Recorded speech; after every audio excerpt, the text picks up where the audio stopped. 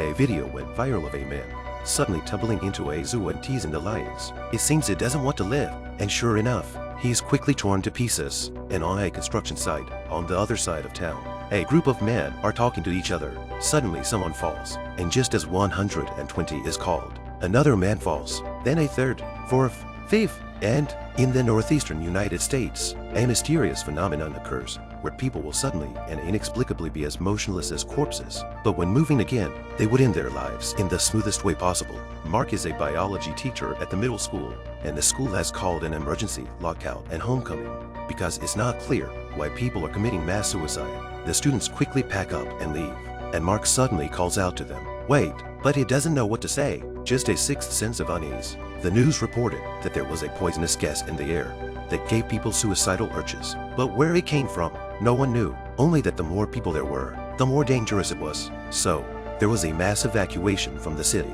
Trains were hard to come by. Mark and his wife had a hard time getting on with a co-worker, but they kept getting messages that Philadelphia was being attacked, Boston was being attacked, and one by one the big cities were falling.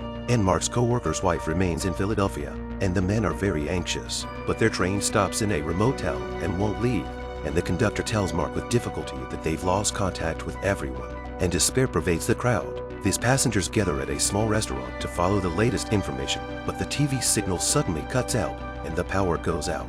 A man says, panicked and uncharacteristically serious, "If we stay here, we're gonna die here." People woke up as if in a dream and started frantically running out of the house. And those who didn't grab a car were miserable. Like Mark, they amplify human selfishness with every disaster.